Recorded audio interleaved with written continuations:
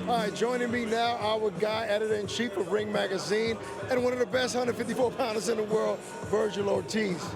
Vergil, first off, I'm looking at your knuckle as soon as you step up on stage. It's still looking swollen. That fight was a while ago. How bad were you injured in the Madrimon fight? So I had a broken knuckle, one of my knuckle bones. I had to get something removed out of it. And we're like on week 5 right now of my recovery process. So it shouldn't be too long before I can start hitting things in the gym right now. But we still need some time. But you said that, I talked to you off air, and you said that you didn't even feel when it happened in the fight. Like, it didn't hurt. No. I have an idea. He had his head down, and I just hit him with like a 1-2 hook or something like that. And I hit the top of his head because he kept his head down. But bro, you're not supposed to say that. You're supposed to say, I broke my hand in the second round. It was killing me, but I fought through it, buddy. That Rocky Balboa story. I should have said that. I'll say that next time. Scratch all that. Absolutely. What do you think about this, Vergil? I mean, these guys, fire department, NYPD, getting front center stage in Times Square. You know, these guys fight for the city. Yes. What do you think they're going through right now? Sorry? What do you think these guys are going through? The fireman versus a police officer on such a big stage. Is that what they're doing? Yeah, they're fighting each other. That's how you get back to the city. That's how you support your city. See, I heard him, but I was like, there's no way he just told me that right now. Yes, Like, yes. That's crazy. They sounded like boxers, though. Okay. They sounded like boxers. Okay, I don't get paid for overtime. Doug, what do you think about that? That's exciting. I mean, it's they have like a series. They call it the bravest versus the finest, right. and they have shows Yeah, where you've been to some. yeah, you've been to some Yeah. like in the theater, Yeah. Madison Square Garden. The entire card is cops versus firefighters, and it's always good fights. How about this guy? Look, making his pro debut, very far away from his country on such a big stage. Do you remember when you had your first pro debut, the nerves you was going through? Yeah, I was nervous, man. I went out there swinging. I just started throwing because I didn't know what else to do, you know, but you calm down after a while. Yeah, but you know, they didn't get a guy that just came to lay down. Look at him. First of all, I saw him doing the open workout. He didn't get tired. They really did a workout, and he didn't get tired. And the opponent has technique too? Yes, he has some technique as well. Even though he's an amateur standout, Susumi, I think he came to fight.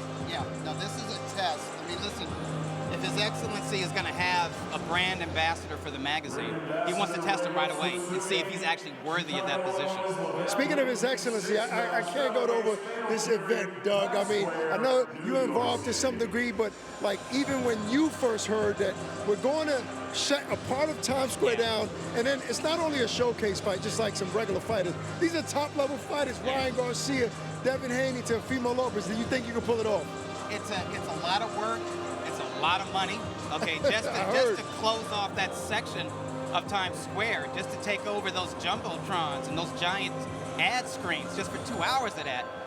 I can't even imagine how much money. But beyond that, I thought you was gonna say the number. yeah. I'm not gonna give the number. Just imagine. More than 10 million, maybe. Oh, yes, definitely. Oh my definitely. God. But just the permits.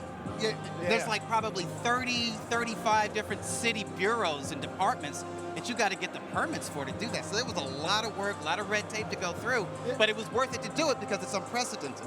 No, I mean, a lot of people talk about being innovative in the sport, but it's one thing to do it. That's why His Excellency, people say, oh, the savior of boxing, or he's changed boxing, but he's making these kind of spectacles, but also the matchups are great. It's not only where it's at. The matchups are going to appease hardcore fans, because if you're a hardcore fan, obviously, you know who these guys are. You know everybody. A casual fan's going to know Ryan Garcia, is going to know Teofimo Lopez and Devin Haney. If you're a hardcore fan, you know Roelly Romero, you know Jose Ramirez and Arnold Barbosa. They're coming to win. They're not coming in here thinking like, oh, well, I'm just going to make a payday. I'm going to, get a little shine or whatever. No, they believe that they can win. So the hardcore fans know they're going to get good fights. But casual fans are going to take notice because of where it's taking place. Right. And also the ad campaign. Did you see the commercial? Oh, No. That's not a commercial. That's a movie trailer. Movie, bro. Wasn't that amazing? That's a short film. I got a 17-year-old daughter who has no interest in sports, let alone boxing. I showed her and she said, you know what? I don't care for boxing, but this is fun. But Vergil, I mean, if you can pick any place in the world to fight, or at least in the country, where would you want to fight? Man, you know what? Alcatraz sounds really fun. And I'll tell you why, because I used to play Call of Duty Black Ops Zombies. And one of the maps, my favorite map, is on Alcatraz. Really? So I would love to make that Who happen. would you like to fight on in that venue? Ooh, man. Okay, so I can't pick Arrow, because that has to be at the Cowboy Stadium, right? Okay, true. Maybe someone fun like Tim Zoo or Background. Yeah, your division is deep.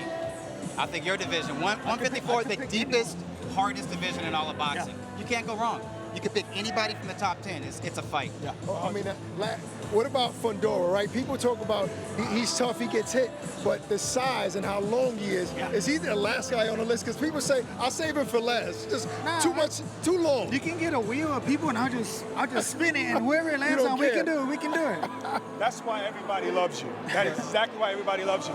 Listen, I like what Rick Reno said earlier. I mean, he was talking about the critics, because I'm not going to lie. The critics kind of got to me, too. And I was saying, can they really do that? Can they really shut down? Because then you got to buy everything, because advertisement costs, they're paying for that advertisement. Yeah.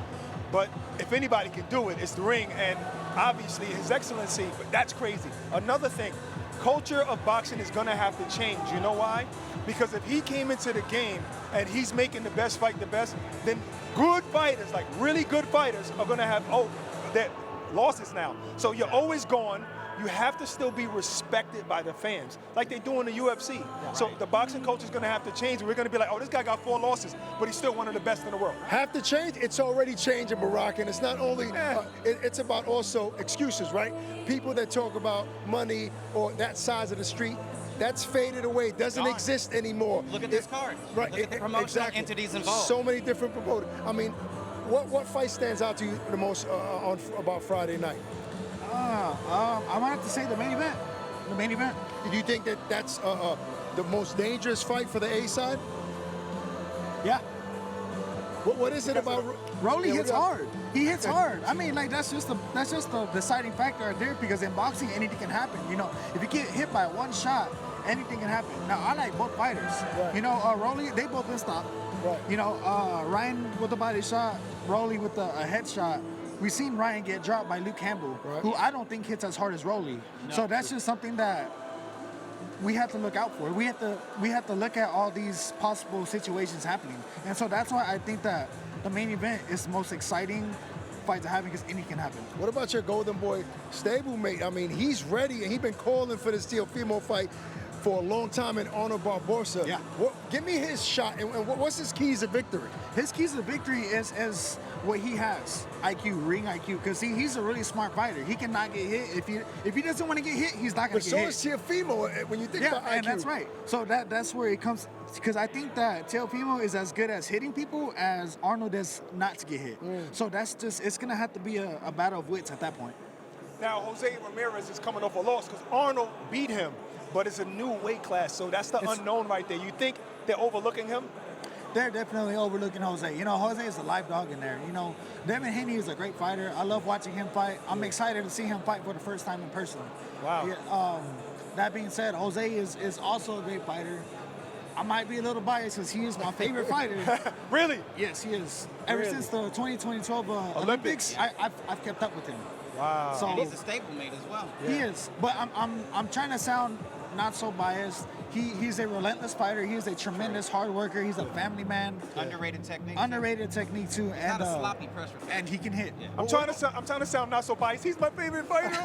What about what Devin? Not just being honest. What about what Devin Haney is facing, right? He felt he was done wrong in the Ryan Garcia fight the first time out. He felt like it wasn't a fair fight, but we can't unseen what we saw in the ring. Ryan beating him to the punch, hurting him at times. Psychologically, you think the year off is good for him, serving him well? Because people go saying ring rust. Doug, what do you think? I think the time off was good for him because I think he was down for the rest of 2024. I think it got to him. I saw him at some fights and he looked heavy. I saw him in September in London and I'm like, man, he's about 180, you know? And I was like, that's not a good sign. But then I saw him in January for the Ring Magazine Awards and he had lost a lot of weight. He'd been training. He'd been bouncing around from quality gym to quality gym. So I think he needed that time to kind of get his head together. And then once he's back in the gym, the body at his age and the kind of talent that he has, it doesn't take long for him to get into shape. But the body and the mind have to be aligned, and I feel it is. And when you talk to him, he's very focused. And I think people are kind of underrating his power at 140. We all saw what he did to Prograis, was able to drop Prograis. In the Ryan Garcia fight, he didn't really hurt him, but he clipped him early in the fight, kind of hurt him. So maybe this is a better weight for Devin Haney. Yeah. No doubt about it. Maybe so, but if you think about it, he's the only guy that took a loss and really all he's talking about is the time that he had to correct his mistakes. Yes. Guys don't really talk, they usually give excuses. Yeah. Not one excuse. Yeah, Haney's a Even cerebral guy. even though Ryan failed the drug test, he's not even talking about that. He's like, yo, I gotta correct my mistakes. I think So that's it's like good. what you're saying. Yeah, we can't unsee what we saw. We saw he lost the fight, but he just had a year's camp basically. And Vergil, like, you were on a rampage of knocking everybody everybody out. The first time you faced a little adversity in a fight, so much criticism. People forgot everything you did. How do you deal with criticism? Because I'm thinking about what Ryan is going through, what Devin is going through. How do you deal with that? I shut it all out. How, though? I deleted Instagram. I deleted Twitter. Get on social media. I started running. I started with my music. I started playing my guitar. I just say, you know what? You're not in the ring. Did it motivate you though a little bit to prove people wrong? Oh yeah. Because I still have a chip on my shoulder. I still do to this day. I mean, but that's what keeps me hungry. Right. You know what I mean? Could you still play with that broken finger? Yeah. Because it's my wrist doing the movement. Now, if it was my fretting hand, then that'd be different. Got you. Yeah. Who's the one person that I would say during that time where you faced criticism, who was the one person that maybe you respected, whether it was a boxing pundit, another fighter, that you were disappointed in hearing something negative about Doug yourself? Fisher. No. I'm always supportive, man. Come on. No. That's a hard question. That I was disappointed when they were Like you heard him saying something negative about you, somebody you respected in the boxing business. Oh, He said a lot. The way he Oh, looked. well then I'm gonna start with you and Barack. I do have a name, but I don't want to say it. We're man. cool now. I don't We're wanna cool say now? nothing. Yeah, we're cool. You don't now. wanna say his We're cool name. now. Is it a I member don't of the respect. media or is it a fellow fighter? You gotta at least say fighter, that. active or It's retired? neither. Neither, It's okay. neither. Oh, wow. It's neither. I'll tell you after. Is he in this room somewhere? I don't think so. Okay. All right. We'll leave him alone for now. All right, look, let's shift gears to Teofimo Lopez. He's also faced a lot of criticism. People keep saying, depending on what Teofimo shows up, Doug, here, because we know at the elite level, the Lomas, the Josh Taylors, he shines, right? Yeah. This is a big stage in Times Square. Do you feel that depending on the Teofimo that shows up, that's going to determine what we see on Friday? I mean, to me, it depends on where he is emotionally. If things aren't right in his life, it shows in the ring. There was chaos surrounding his private life going into the George Kambosos fight. Right. But here's the thing. Even on his worst night, he's still a pretty good fighter. That was a terrific fight. Yeah, I'm sure you were ringside for course, that. I yes. mean, that was like a throwback fight, like from the 50s, blood and guts. But when he's feeling good, when he has it together, when he has purpose and focus, then he's elite. He's pound for pound level, and he does what he does against a Vasily Lomachenko or a Josh Taylor. All right, listen, we want to thank Vergil Ortiz for joining us. Vergil, can't wait to see you back in the ring. Hopefully that knuckle heals up. Like Doug said, there's so many fights at 154 pounds. Hopefully they'll start making them this year. Thank you. We're going to shoot down